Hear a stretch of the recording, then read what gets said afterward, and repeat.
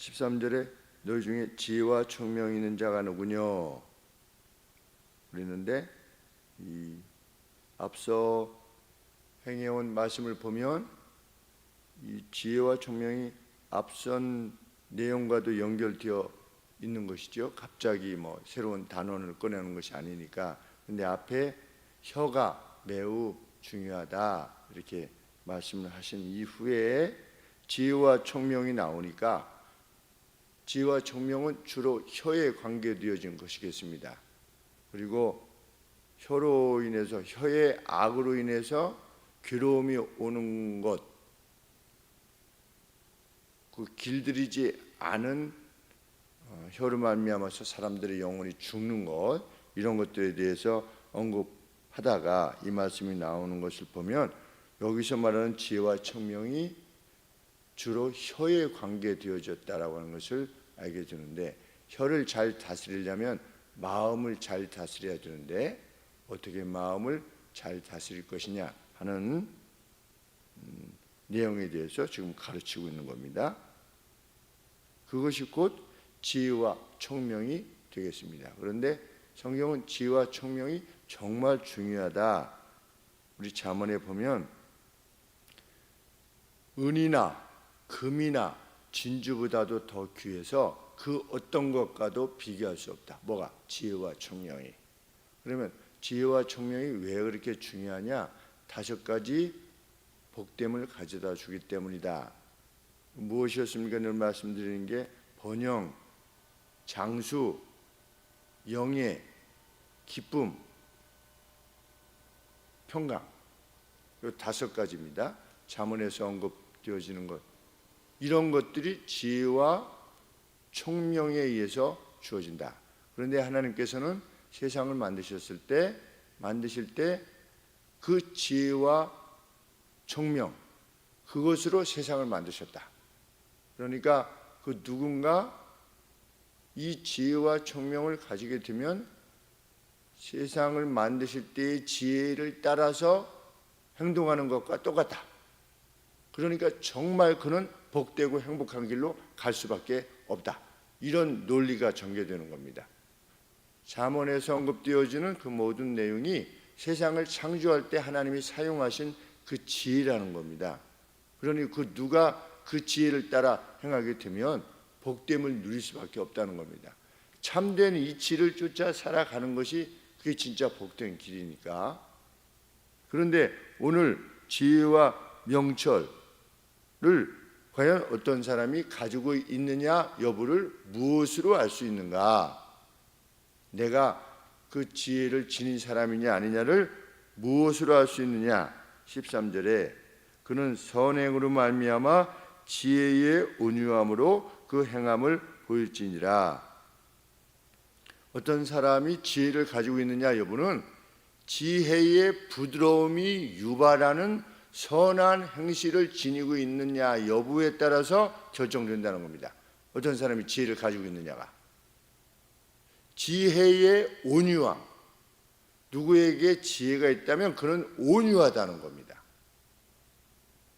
온유함에서 나오는 선한 행실이 있느냐 하는 것이 그 사람이 지혜가 있느냐 여부를 결정한다는 겁니다. 그래서 그 온유함을 지닌 사람은 무엇과 관계없이 살아가는 겁니까? 14절에 마음속에 독한 시기, 아주 독한 쓰디쓴 시기, 남들 잘 되는 거 배 아파하는 거, 그리고 다툼, 내 것을 보장받기 위해서 누구랑 다투는 겁니다. 진리를 거스려 거짓하는 것, 참된 것으로부터 멀어지는 것, 이런 것이 다 온유함과 반대되는 거죠. 온유함으로 그 선행을 온유함이, 지혜의 온유함이 유발하는 선한 행실이 있어야 되는데, 이 시기와 다툼, 거짓, 이것은 다 지혜가 아닌 거죠. 그래서 15절에 이러한 지혜는 위로부터 내려온 것이 아니요 하나님의 지혜가 아니라는 겁니다. 그런데 세상은 누구를 넘어뜨려야만, 누구를 압제해야만, 누구를 굴복시켜야만 내가 행복해진다고 생각합니다. 그런데 지혜는 그렇지 않다는 겁니다. 그것은 세상적이요 정욕적이요 마귀적이니 시기와 다툼이 있는 곳에는 단지 요란과 모든 악한 것이 있을 뿐이다. 그러면 지혜는 무엇이냐? 17절 말씀에 위로부터 난 지혜는 다 그러면 무엇과 관계되는 것이겠습니까? 13절에서 언급하고 있는 지혜의 온유함으로 말미암는 선한 행실과 관계된 것이겠죠. 그것이 뭐냐? 17절에 위로부터 난 지혜는 첫째 성결하고 마음이 순수하고 선한 생각들로 가득 차 있는 겁니다. 그 사람이 지혜로운 사람입니다. 선한 생각들이 가득 차가지고 입이 이 마음을 표현하는 겁니다. 혀가 그것을 위해서 많이 수고하는 사람입니다. 18절에 보시면 화평케 하는 자들은 화평을 심는다. 자꾸만 심는 겁니다. 누가 처음부터 그렇게 된 사람은 아무도 없는데 자꾸만 심는 겁니다. 성결함을 심고 그 다음에 화평을 심고 싸움을 통해서 자신의 유익을 보장받으려 하지 않는 겁니다. 그 다음에 관용하고, 관용은 부드럽고 예의 바르고 친절한 것을 말합니다. 넷째는 양순하며, 양순함이라는 건 뭐냐면 합리적이다 이런 뜻입니다. 그냥 뭐 부들부들하다 이런 뜻이 아니라 합리적이다. 그래서 누구하고 이렇게 어떤 의견이 이렇게 부딪히게 되면 이성을 사용하는 겁니다. 이성이 리즌인데 양순이 뭐냐? 리즈너블. 그러니까 이성적인 이런 뜻입니다. 합리적인. 그래서 상대의 말을 끝까지 경청하는 겁니다. 상대는 왜 이렇게 행동했는가? 상대는 왜 이런 입장을 가지고 있는가를 끝까지 경청해 주고 나 또한 내가 이렇게 행동하려고 하는 이유에 대해서 잘 설명해 주는 겁니다.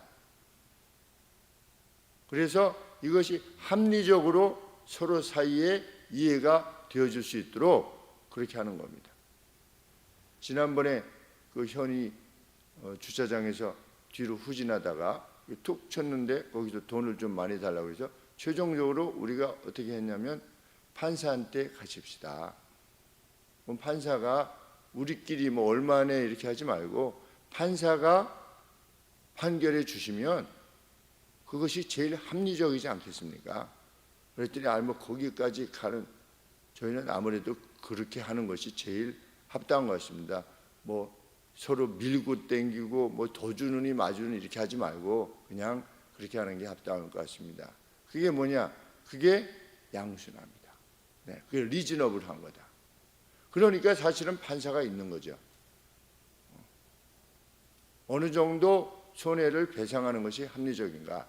그래서 그 김재호 변호사님께서 전에 그렇게 말씀하셨습니다. 어떤 것이 가장 명판결이냐?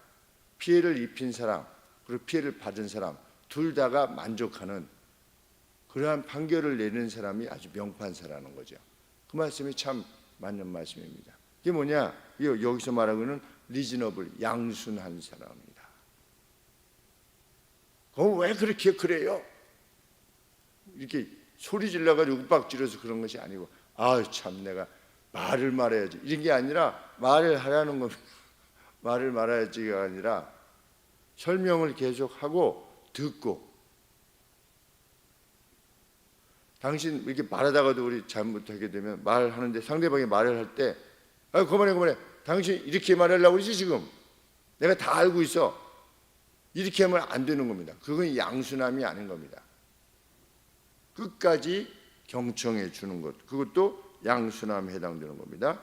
그래서 그 일로 사람이 상처받지 않도록 내가 상대방을 다 설득시키지 못해서 내 마음을 다 표현하지 못해서 이런 상태에서 결정이 나는구나. 이렇게 상처가 되지 않도록 하라는 겁니다. 다섯 번째는 마음이 긍휼과 선한 열매들로 가득 차도록 채우는 것이다. 긍휼함. 여섯 번째, 외모나 그가 지닌 어떤 것으로 다른 사람들을 달리 대하지 않는 것. 우리 앞서서도 나왔죠. 그다음에 마지막으로 마음에 생각하는 바가 그대로 드러나져도 부끄러움이 없을 만큼의 진실한 사람이 되는 것. 이게 진짜 지혜다. 이 방향을 심기 위해서 노력하라는 겁니다. 혀를 아무데나 쓰지 말고 시기하는 일에, 다투는 일에, 진리를 거스려 거짓하는 일에, 혀죠 뭐 혀. 결국은 혀를 사용해서 악한 짓도 하니까.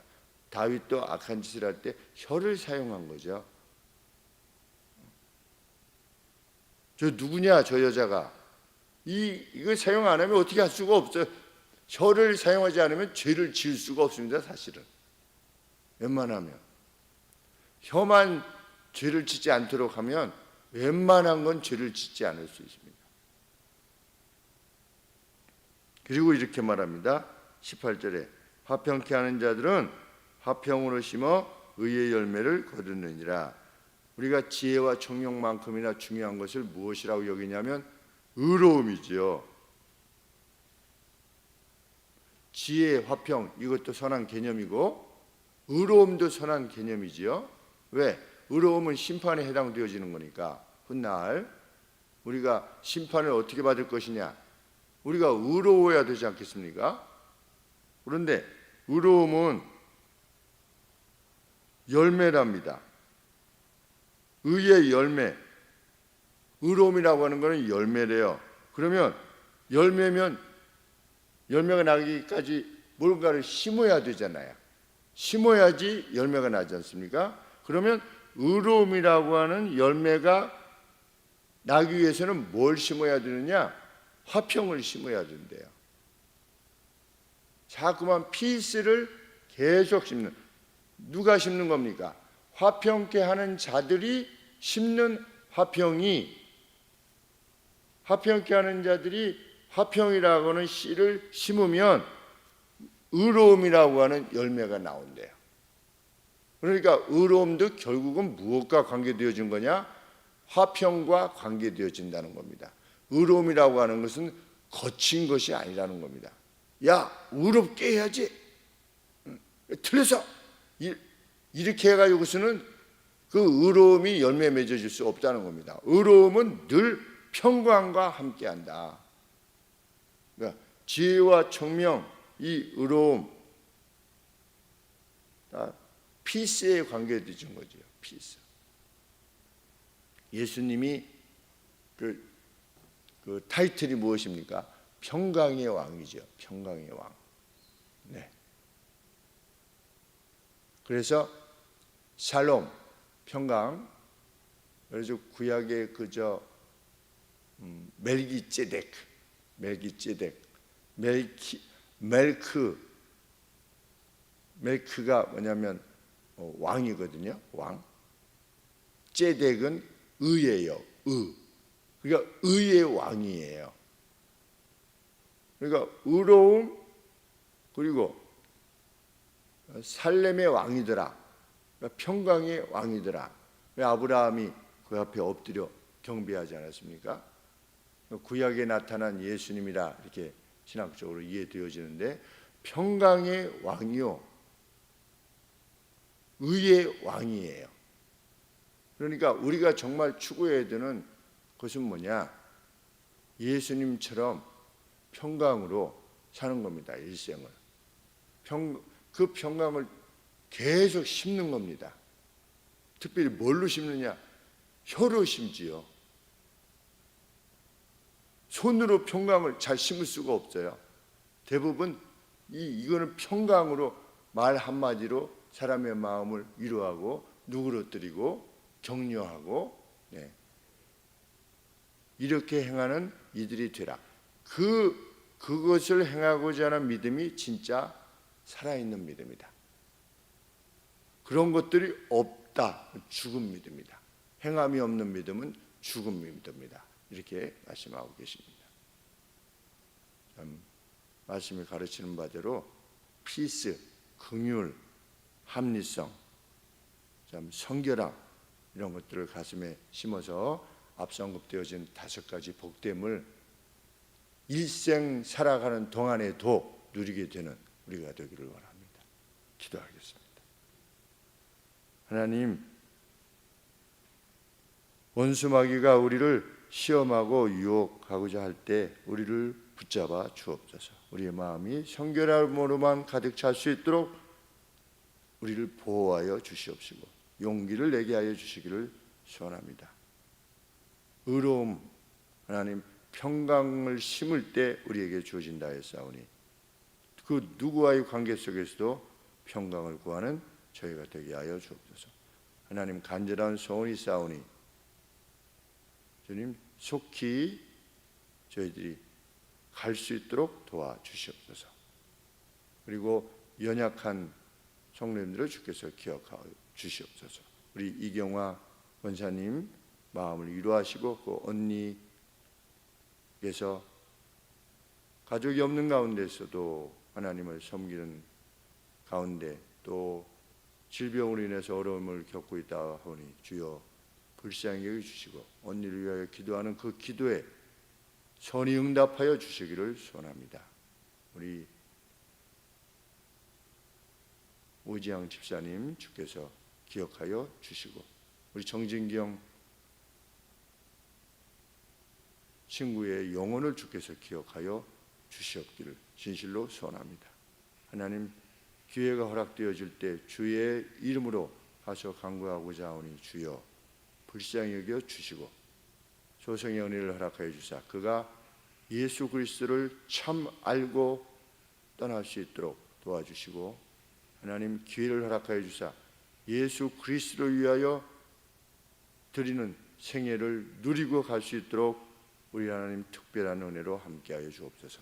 예수님의 이름으로 기도합니다. 아멘.